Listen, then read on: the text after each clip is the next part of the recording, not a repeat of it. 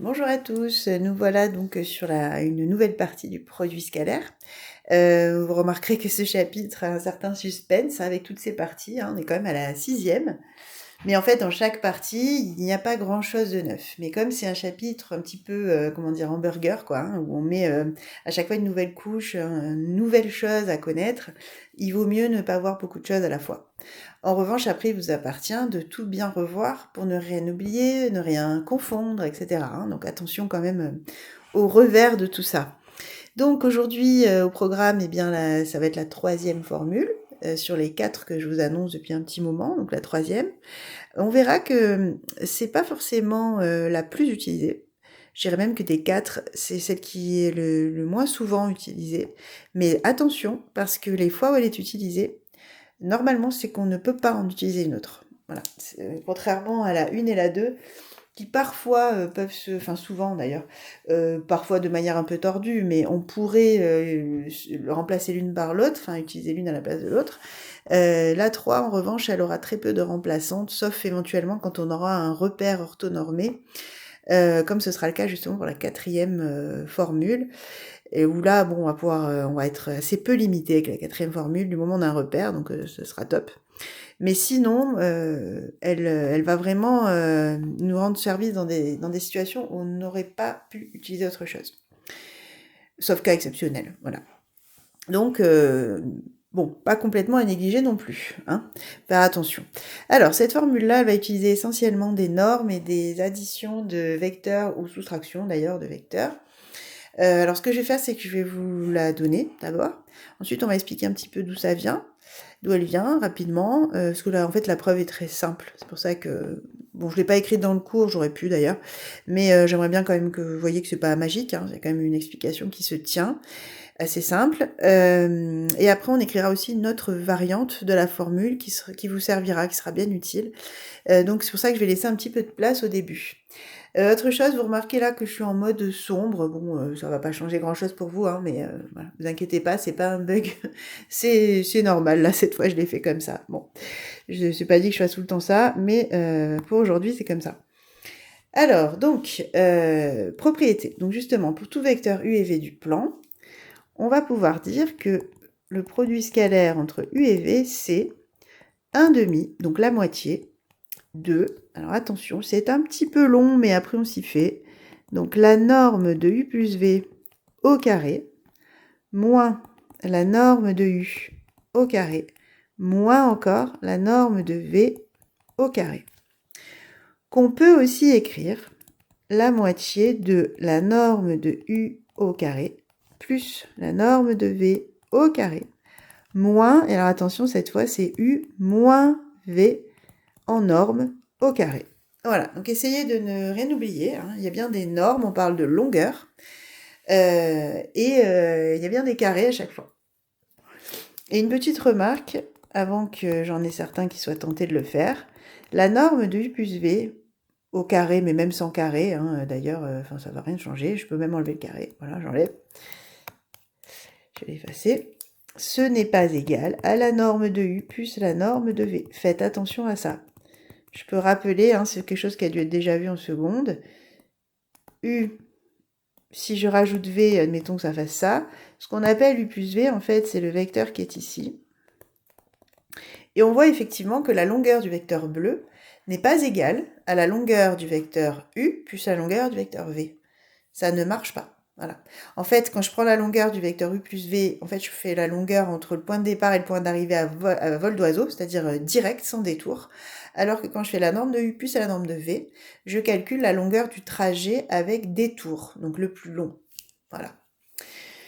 Donc ça, c'est une petite remarque, et c'est pour ça que ma formule, elle peut pas être plus simple que comme elle est écrite là. Parce que malheureusement, je peux pas casser la norme quand c'est une addition en l'addition de deux normes.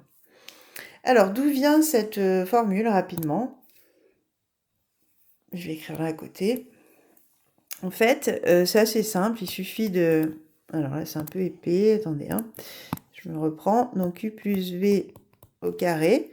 En fait, ça, c'est égal. C'est peut-être ça qui vous semble bizarre, mais c'est pourtant la vérité. C'est égal à u plus v scalaire u plus v. Alors, pourquoi? Ben, rappelez-vous, quand j'ai les mêmes vecteurs, c'est qu'ils sont collinéaires. Hein, donc là, je fais le produit scalaire entre deux vecteurs collinéaires. Et quand ils sont collinéaires, il suffit de multiplier leur longueur, donc leur norme, avec un plus ou un moins selon le sens des vecteurs. Là, ce sont les mêmes, donc ils ont le même sens, donc j'ai pas de moins, j'ai un plus. Et du coup, ça va être la norme du premier fois la norme du deuxième. Autrement dit, vu que ce sont les mêmes, ça fait bien la norme au carré. Si vous voulez, je peux l'écrire. Peut-être, je vais faire une étape. L'écrire comme ça, je pense que jusque-là, vous êtes d'accord. Voilà, et ça, c'est ce que je disais. En fait, c'est pareil que produit scalaire entre U plus V et U plus V. Voilà, autrement dit, c'est U plus V au carré. Et ça, alors, les petites opérations comme ça, on l'a pas vu, ouais d'ailleurs, en fait, pardon, je réfléchis en même temps que je vous parle. En fait, je peux même le faire à partir de là, parce qu'on n'a pas trop vu les identités remarquables avec les produits scalaires. On le verra à la fin du cours, là, dans les propriétés, ça sera rapidement énoncé. Par contre, on a vu que les produits scalaires se développaient, c'est-à-dire qu'il y a une distributivité qui fonctionne. Et donc là, ça nous ferait U scalaire U, plus U scalaire V, plus V scalaire U. J'essaie de bien former mes U et mes V, mais bon, c'est pas garanti. Plus V scalaire V. Et rappelez-vous de ce qu'on a dit juste avant, U scalaire U, en fait, c'est norme de U fois norme de U, puisque U et U sont collinéaires et de même sens. Et donc, en fait, c'est norme de U au carré. Donc, je retrouve norme de U au carré plus 2 fois U scalaire V, parce que, je ne sais pas si vous vous souvenez, ça on l'a dit, hein, par contre, dès le début du cours, du chapitre, que U scalaire V et V scalaire U, c'est la même chose. Donc, ça veut dire que j'ai 2 fois U scalaire V.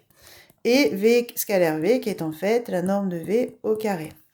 Donc, à partir de là, et je n'irai pas plus loin sur la preuve, vous voyez bien que si je fais celui-là, que je lui enlève moins U carré en norme, hein, moins la norme de V au carré, il va me rester 2U scalaire V. Donc, après, j'ai plus qu'à diviser par 2, c'est-à-dire à multiplier par 1,5, et je vais bien avoir U scalaire V égale 1,5 de ce qu'on a écrit dans la formule, quoi.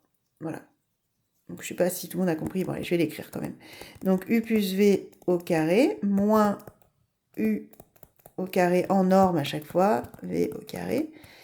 Du coup, il ne reste plus que 2U scalaire V. Et après, ben, il suffit que je multiplie par 1,5 pour récupérer la formule que je vous ai donnée. Voilà, et si vous voulez trouver la deuxième formule, vous faites pareil, sauf qu'au lieu de développer U plus V, vous développez U moins V au carré. Et après, de la même manière, vous récupérez la formule de la même manière. C'est le même principe. Voilà, donc ce ne sont pas des formules très difficiles à démontrer, hein. C'est pas transcendant en fait, hein, mathématiquement, ça se trouve assez facilement, mais néanmoins, il fallait y penser. Alors, je vous avais promis une autre variante qui va être très utile pour vous. Alors, pourquoi elle va être très utile? Parce que je vais l'utiliser avec des points cette fois, A, B, C. Et c'est vrai que dans les exercices, vous avez plus souvent besoin des vecteurs avec des points plutôt que des vecteurs comme ça écrits avec une seule lettre. Alors, imaginons que je veuille du coup le produit scalaire entre AB et AC. Alors, quand vous avez ça, donc j'ai bien la même lettre au début, vous voyez que le souci, c'est que si j'applique la toute première de formule, là, 1,5 avec U plus V, là, le problème, c'est que je vais être amenée à faire AB plus AC. Et ça, il n'y a rien qui vous permette de le simplifier. La relation de Chasles, elle, il vous faudrait BA plus AC, par exemple. Voilà. La même lettre à l'intérieur de l'addition, autour du plus. Là, c'est pas ça. AB plus AC, je sais pas faire. Donc la première, elle va pas m'intéresser quand j'ai 3 points comme ça, ABC. En tout cas, si j'ai un produit scalaire bien écrit comme d'habitude avec la première lettre, la même là d'origine. Donc on va aller chercher la deuxième. La deuxième, elle va être intéressante parce qu'elle est avec U moins V. Et là, pour le coup, AB moins... Alors on va l'écrire d'ailleurs. Voilà, je vais tout vous écrire. Donc là, ça ferait AB carré plus AC carré moins AB, alors en norme, AB moins AC au carré. Et on va voir que ça, c'est pas mal. Pourquoi? Parce que quand je fais AB moins AC, en fait, je fais AB plus CA. Bon, jusque-là, je pense que je choque personne. Et si je les mets dans le bon ordre, entre guillemets, hein, c'est-à-dire l'ordre qui va me permettre d'appliquer la relation de Chasles, donc je les additionne juste dans l'autre sens, dans l'autre ordre, je vais pouvoir, comme j'ai le A qui se répète ici, dire que ça fait CB. Autrement dit, je vais me retrouver avec 1 demi de AB carré plus AC carré moins la norme de CB au carré. C'est la norme de CB ou la norme de BC, c'est la même, hein, c'est la longueur entre B et C. Donc je peux écrire BC tant qu'à faire. Voilà, et là, donc, j'ai ma formule avec les points qui, va vous servir, je pense, plus souvent. Voilà, donc 1 demi de AB carré plus AC carré moins BC carré. En plus, c'est assez facile de s'en rappeler. Rappelez-vous bien que les deux vecteurs que vous avez là, c'est ceux que vous trouvez en premier et que vous additionnez.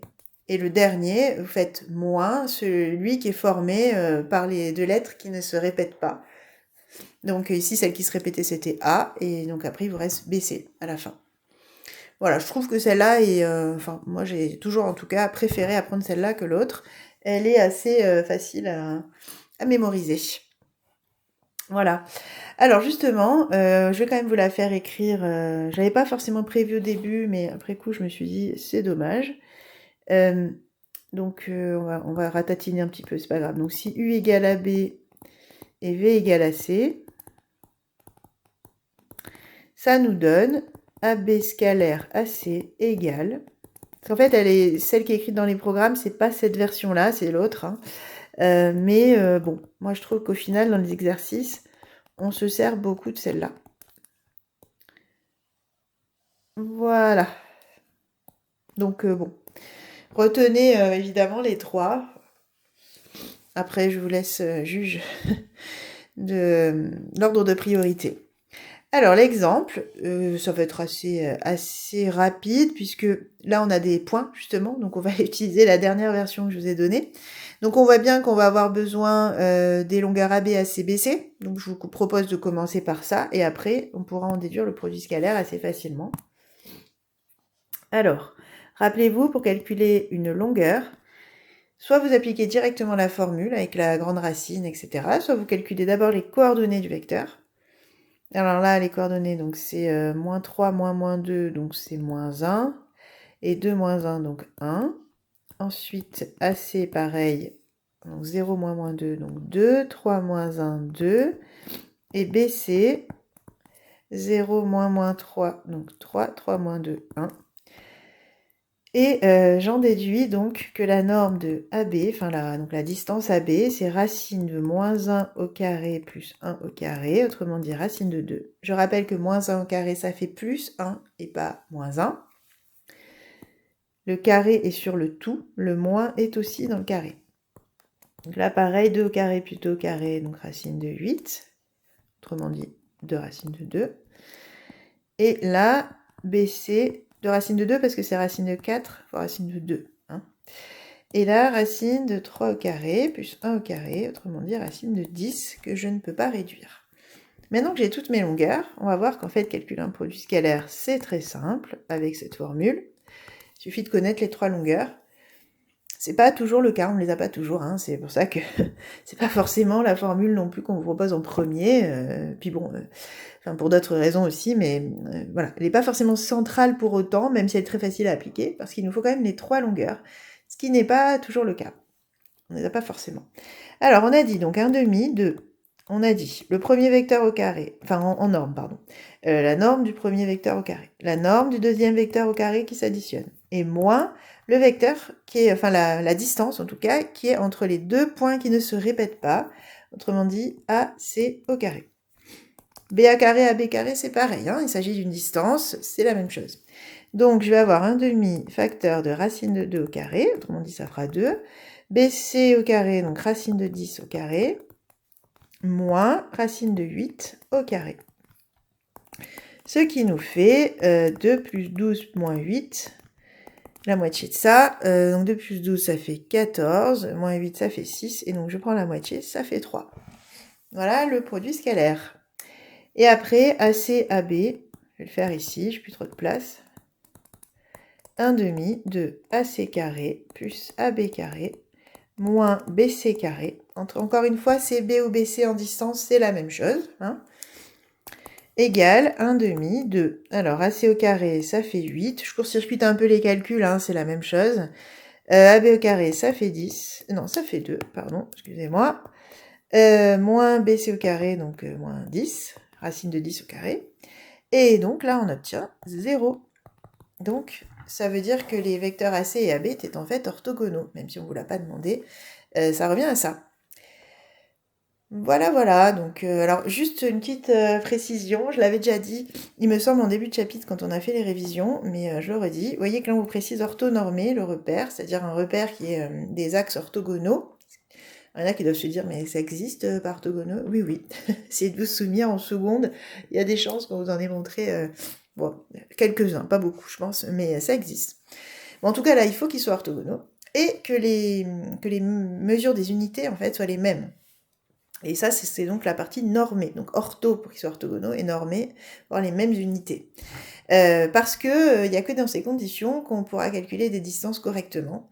Voilà, parce que sinon, en fait, on a un petit souci, puisque si, bon, s'il n'est pas orthogonal, en fait, on ne peut plus appliquer le théorème de Pythagore, donc la formule des distances ne fonctionne plus, celle qu'on utilise là.